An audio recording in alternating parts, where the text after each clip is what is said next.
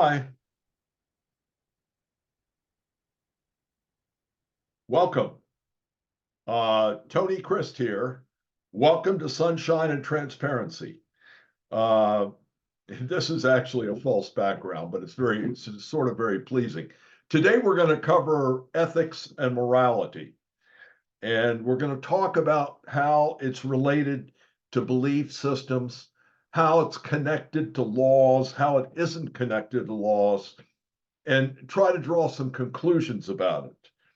On the website, we wrote a piece last week on a very specific location and some unethical behavior by some politicians. That's not unusual, incidentally. Many politicians practice unethical behavior. We have some summaries at the bottom of the article that talk about, on a national level, politicians that have been cited for ethics, have been cited for felonies and crimes. And I've read statistics in the past that the Congress incurs 4 times the felonies as the general society does, if that gives you any idea of what's going on.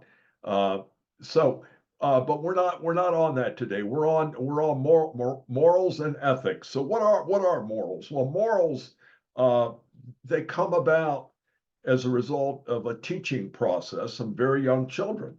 When you're growing up, when you're your first few years of life, your parents will instill some concepts of right and wrong.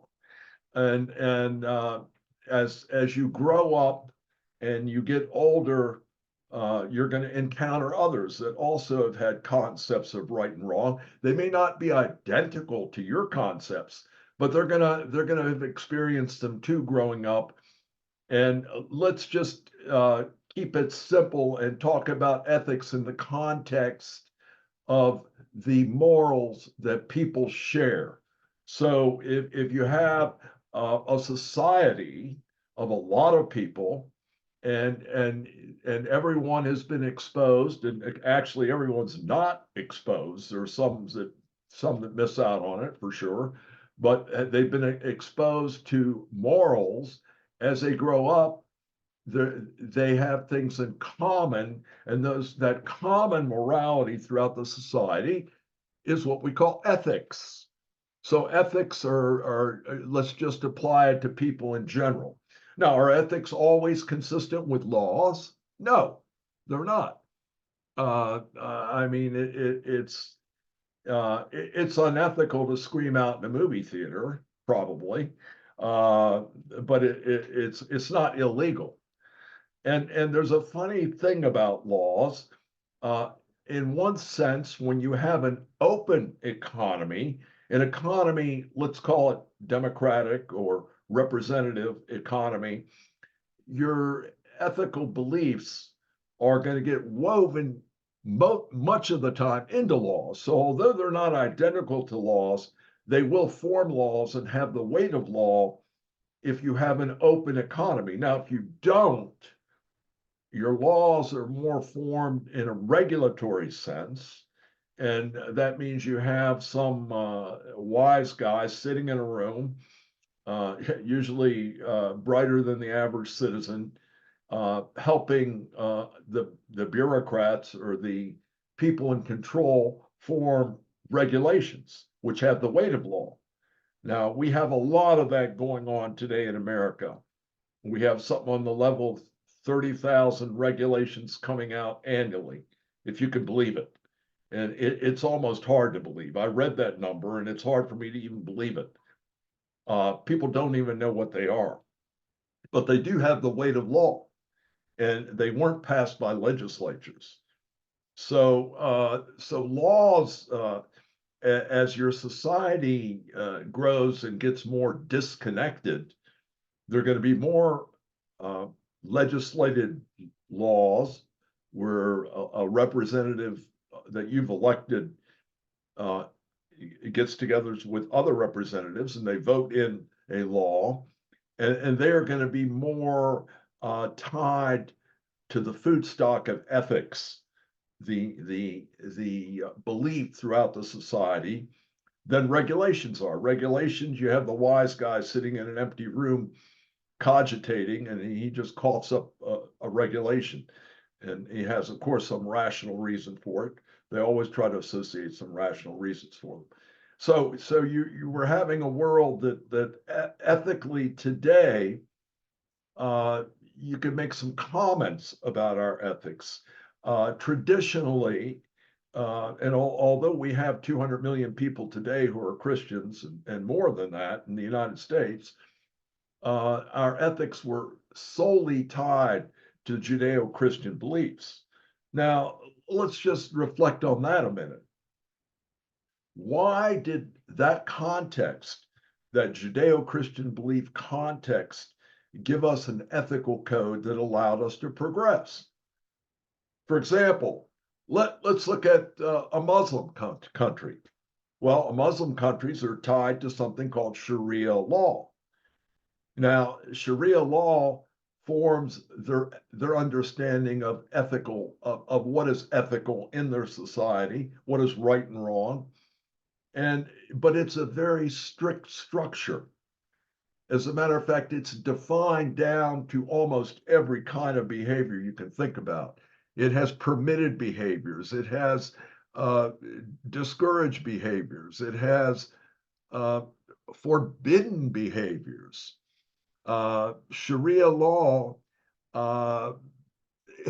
if you practice apostasy and you're under Sharia law, you know what the penalty is? Well, are you ready for this? It's death.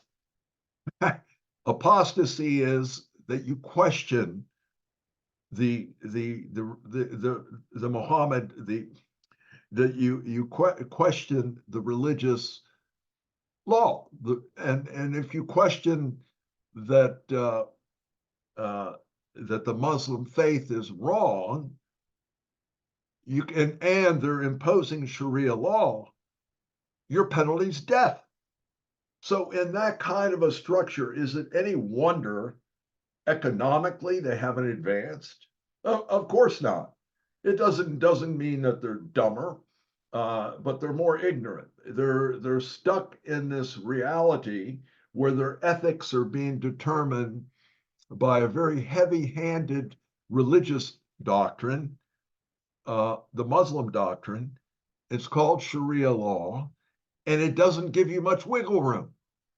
Now, when we go to Judeo-Christianity, which is the largest religion in the world, and the Judeo-Christian ethic, the morality that's formed the ethical beliefs of Judeo-Christian society, you'll find a totally different approach. Guess what? The individual is largely responsible for their actions. There's not a code set out down to the nth degree telling you what to do. You're going to bear a positive or negative reward for what you initiate yourself. So you're going to bear the cost of what you do. And that leaves you, and we like to look at it as like the word freedom. We're free to act. Now, of course, freedom could be restricted by money. Freedom can be viewed in many different contexts. But in a more open society with a Judeo-Christian morality, that person is able to determine the costs and benefits that impact him. Now, if we go into a Muslim context with the rigidity of Sharia law on top of them, they're very limited. Their controls are very limited. And that's why oftentimes it's viewed as almost fatalistic. In other words, they don't make decisions over what they're able to control or do. Now, that actually leaves a person in a position where they can be pretty irresponsible, because they can always turn around and blame it on fate or God himself. And it often is the case. Ironically, when you get into our world and you take a scientific approach, oftentimes people use the same excuse. They say, well, I'm a son of a schizophrenic mother, so I'm a little schizoid or whatever. They don't, they avoid taking responsibility for themselves. As a matter of fact, the whole woke group that's come up recently starts with that premise. It tells every individual, you're not responsible. The things that created you, and you're not responsible for your acts. Now that's a terrible view to take in life, even though much of the hope and opportunity that existed in previous decades doesn't exist in the same form today. That's just a terrible approach to life. It really inhibits any ability you have uh, to feel the good feeling, the reward from having a good decision and a good consequence to that decision. It doesn't ever get rid of the bad consequences, but it always leaves open the possibility for a positive consequence. Positive in the sense that your direct thought could actually lead to either an emotional or a material success, and that's a very rewarding thing. And as a matter of fact, in many instances in life, rewards aren't easy to obtain. Oftentimes, humans will endeavor and bear costs for those actions, and eventually, maybe get lucky, but get a material reward or a psychological, and a psychological reward is usually tied to it. But that can only happen, or it frequently happens in a society where the ethical background allows you to bear the responsibility. It's not Mohammed, it's not fate, it's not a psychological explanation saying, well, genetically, and I'm predisposed to this, that, or the other. You're actually able to bear that consequence. And that's a very important part in living in an open society. Now, if we take that sort of understanding, we've been comparing it with Sharia law, and we focus it on other closed societies. Let's take a look at Russia. Okay, well, Russia is a Christian country. Matter of fact, they're Orthodox Christians, Orthodox faith. They're one of the earliest, if not the earliest group of Christians there are. And so they have a Judeo-Christian background. But let's look at the context. They allowed to bear the consequence and make decisions over the reality? Well, there's where you get to restrictions, because unless you're in the Communist Party uh, in Russia, unless you're in the elite, you really have been restricted in what you can do and the consequences you will receive.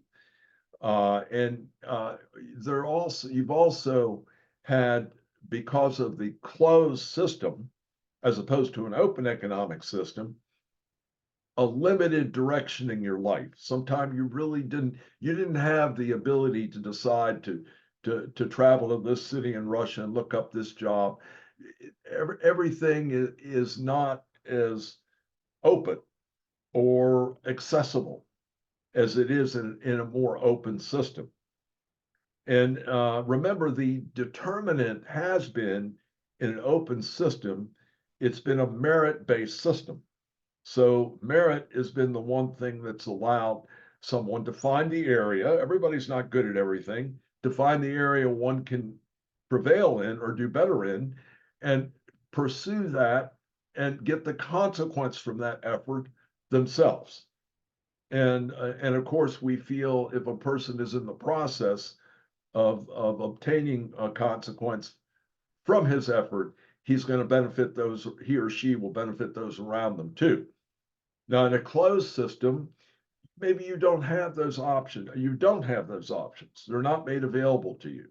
There's another system that has, at least on a national level, has no acknowledged religion, and that Mr. Xi is running, President Xi, in China today. And the Chinese system has no acknowledged religion, although President Xi did sort of cheat and write his own 10 Commandments, which were very biblical and a very Old Testament. Uh, the again, the Communist Party and being in a position is a big determinant of success. In America, you do have, although it's becoming much more constrained and limited, and less people are able, it's still far better than a closed economic system. And you do have the ability to advance more readily in America than you do even in Chinese communist China. Uh, so when you're in a top strong system, a system that's closed down, what are the advantages? Well, I guess the one casualty that makes me hesitant to cite advantages seems to be the truth. Because when you're in the closed system, the the press is not free. So you don't hear different opinions. That doesn't mean they're accurate opinions. It just means they're different opinions, but you're not allowed to hear them. And when you're not allowed, when you're deprived of that stimulation, and you only have really one voice to speak for the country, uh, you're in a different kind of a world. You're not in a world where you can rely 100% on that one voice. Uh, just something in us human beings, we're not wired to where we can, even if we talk the talk and try to walk the walk. We're a part of us is always left to question that. And then there's a more practical thing about it too. Uh, Advancing requires a level of openness in your system to allow people to experience the costs as well as the benefits of their own actions. When they're reined in and they're not given that latitude, it is not as easily to make an invention, to find something new, because you're having the state control much of what is done. And there's a tremendous Herculean effort, but it's being determined by the state. And you don't have the latitude to experiment in different directions.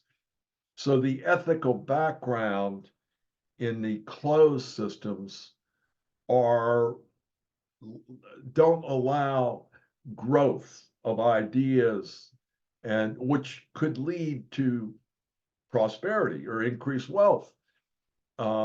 They are any idea that comes has to be state originated.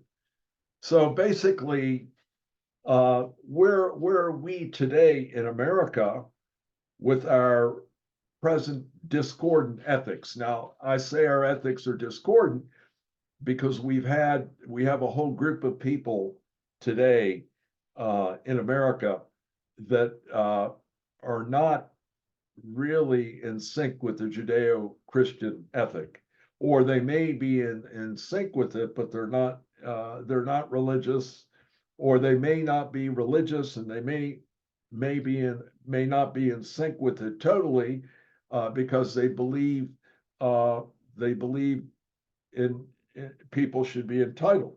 Matter of fact, you have part of our government today is advocating that everybody should be sent a check. I believe over in Chicago, they're talking about that today. No matter what, you should get a check, whether you're an immigrant, whether you just crossed the border, everybody should get a check every month. Well, there's an awful lot of people that believe that certain people have been prejudiced against by nature, by their birth, and they are as entitled as somebody who's been privileged, and they want to equal that scale. But the thing that is coming back around, and hopefully it will get back around, is the cost, the social cost of those activities. And those activities do ignore, if not totally forget, merit is a social, there's a tremendous social cost you choose to incur that's greater than the expense of doling out money. Of course, you can't keep doling out money and have the money value stay the same either, which we're finding out in America today. So that's a conflict today now. But the way we got to this position of being the wealthiest country in the world, of being, in many regards, the most successful country in the world, was by relying on merit and giving into that individual the freedom to make their own decisions, bear their own consequences. And that's very consistent with Judeo-Christian religious beliefs, whether you believe in Jesus Christ or not. That is the way we have prospered. And to change that and go a different course is going to put us at risk. And today we have a lot of risk, frankly, with what's going on with government. We've discussed it as recent as a week ago on the podcast about the economy and the Federal Reserve. We're just off the deep end in spending, and there'll be consequences to that people just don't really realize yet, but they will. But as far as ethics are concerned, as long as we have that open context, where open political context, although in some regards it's being closed down today, and we have the mom and the dad, in many cases just the moms, teaching morality, and we have that commonality of ethics among us, we'll be able to prosper, and we'll be able to go forward. And hopefully we're not going to lose it. Now, I'd like to welcome you all. I've just been talking straight for 20 minutes. I'd like to welcome you to Sunshine and Transparency. I want to tell you next week, we're going to go back to a topic we visited the end of last year. We talked about, is there a God? And we went through very early man. We talked about the reign of the dinosaurs, 165 million years. That's a long time. And we talked about there was evidence that suggests that almost biologically, humans have a need for a power greater than man. And it almost is in our biology, which suggests it's real. It's as real as anything is if it's in our biology. And so we want to take that to another level and continue our discussion on God next week. We want to talk about pantheism. What is pantheism? We're going to talk about that next week. And we want to talk about theism and how theism anthropomorphizes a belief in God, where pantheism believes God's everywhere. We're going to talk about the people that believe in theism, the people that believe in pantheism, and we'll touch on the atheists and agnostics, although they're only 8 or 9%, and why they're so reliant on the scientific method and so critical of a power greater than man, so critical of the metaphysical, what's beyond physics. So we're gonna get into that next week, and we're gonna talk about God again. So we hope you're gonna join us. You can get our podcasts, and if you look at the bottom of the screen, by going to www.odysseyinvestments, all one word, .info, odysseyinvestments.info. Our show is Sunshine and Transparency. We hope we've got a beautiful scene here. I think I'm going to be back in my office next week to talk about God. I don't think it's too reverent to talk about him at an artificial beach. So we'll probably be back in the office next week. I think I like to say that uh, I hope you all had a blessed Easter. Now, let me just share one thing with you. I'm an Orthodox Christian, so we didn't have Easter yet. We wait till after Passover because Christ didn't die till Passover. So we're having it in a few weeks, but we do celebrate it. And I hope you all had a great Easter. And we're off of St. Patty's Day a week or so ago, and we're going to go back and talk about theism. We're going to talk about the different religions in the world, and we're going to continue discussing the belief in a power greater than man next week. So I want you all to have a blessed week. I hope you'll return. To sum up today, the talk on ethics. Ethics are, I like to view it this way, as accumulation of everybody's moral beliefs. And in different social systems, the moral beliefs differ. Now, also, you do have a percent of the system that doesn't, a percent of the human beings in every system, they don't get any moral training when they're young. And when they grow up, they bat their head against the law. The police and others try to get them, they find out one way or another what a society considers to be right or wrong. So morality is our individual concept of what's right or wrong. Ethics is our societal concept. It's the way I like to look at them of what is right and wrong. And it becomes the food stock for what becomes in an open system, the laws. Now, in a closed system, you don't have that feedback bottom up for laws. You don't have elected bodies. You usually have a dictator. And the scary thing, and I'll say this to our Russian friends, to the Saudi prince, to Mr. President Putin, President Xi, the scary thing is when any one individual is making so many decisions, is who they're talking to, who they're relying on. Uh, and that is sort of the scary aspect. Are they open to hearing different voices and different things? Because we would hope they would be while they're in that position. Okay, everybody have a blessed week. That's our talk on ethics, and where we're at with ethics, we'll come back and visit it too in the future.